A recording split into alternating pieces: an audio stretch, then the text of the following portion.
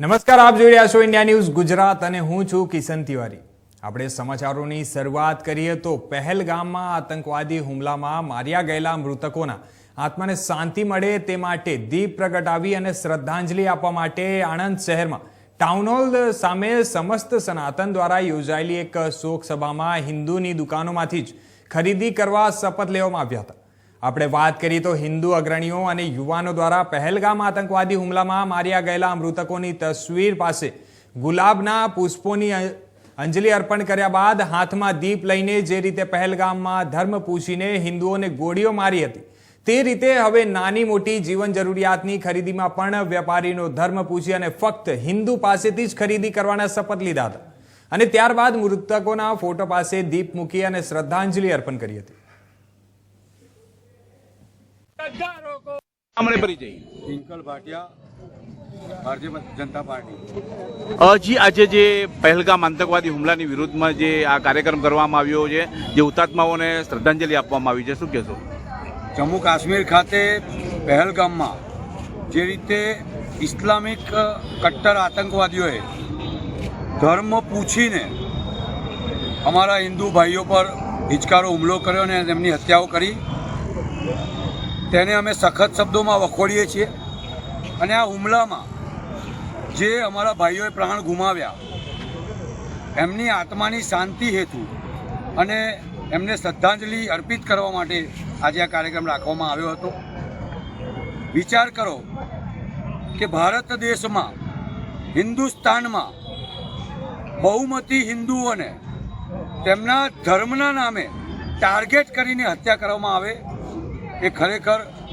દુર્ભાગ્યપૂર્ણ બાબત છે અને અમે આજે એક જનજાગૃતતા હિન્દુ સમાજમાં આવે, હિન્દુ સમાજ એક બને કે જે રીતે ધર્મ પૂછીને હિન્દુ સમાજના લોકોની હત્યા કરવામાં આવી છે। કદાચ લોકશાહીમાં અમે ખૂનનો બદલો ખૂનથી ના લઈ શકતા હોઈએ અત્યાર ખાતે વર્તમાન ખાતે, પરંતુ અમે અમારા પર થયેલા અત્યાચાર ભૂલીશું નહીં, અમારી આગામી પેઢીઓને આ અત્યાચાર ભૂલવા દઈશું નહીં। એની માટે અમે હિન્દુઓ કટિબદ્ધ બનીએ છીએ અને વર્તમાનમાં જે લોકોએ અમારો ધર્મ પૂછીને અમારા લોકોની હત્યાઓ કરી છે, અમે પણ આગામી સમયમાં ધર્મ પૂછીને વ્યવહાર કરીશું। અમારા જીવનની જરૂરિયાતની નાની નાની વસ્તુઓની જ્યારે ખરીદી કરીશું, જીવન જરૂરિયાતની મોટી વસ્તુઓની જ્યારે ખરીદી કરીશું ત્યારે અમે પણ ધર્મ પૂછીને ખરીદી કરીશું, જેથી અમારા દ્વારા નફો પ્રાપ્ત કરીને અમારા જ પૈસાને વિદેશમાં ક્યાંક મોકલીને અને તેનાથી અસલો ખરીદવામાં આવે અને પછી એ ગોળીઓનો ઉપયોગ અમારા જ ભાઈઓ પર કરવામાં આવે, એ હવે આ દેશનો હિન્દુ સાંખી લેશે નહીં। એ બાંગ્લાદેશમાં જે રીતે હિન્દુઓ પર અત્યાચાર હોય, પાકિસ્તાનમાં હિન્દુઓ પર અત્યાચાર હોય અને ત્યારબાદ હિન્દુસ્તાનમાં હિન્દુઓ પર થયેલ અત્યાચાર એ ખરેખર દુર્ભાગ્યપૂર્ણ છે। આજનો હિન્દુ એને સાંખવાના મૂળમાં નથી, એટલે આજરોજ આણંદ ખાતે આ હુમલામાં જેમની હત્યાઓ થઈ છે તેમને ભાવપૂર્ણ શ્રદ્ધાંજલિ અર્પવા માટે અને આવનાર સમયમાં હિન્દુ સમાજને જાગૃત કરવા માટે આ એક કાર્યક્રમ કરવાનો પ્રયત્ન કરવામાં આવ્યો। ફરી એકવાર આ હુમલામાં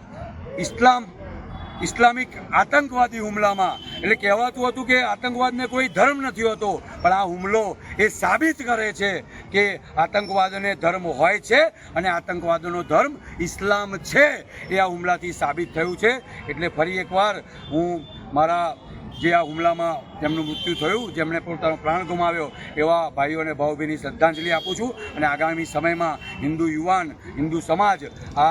આ દુર્ભાગ્યપૂર્ણ વિષયોનો સામનો કરવા માટે કટિબદ્ધ થયો છે એ વિશ્વાસ સાથે ભારત માતા કી જય, જય શ્રી રામ, વંદે માતરમ।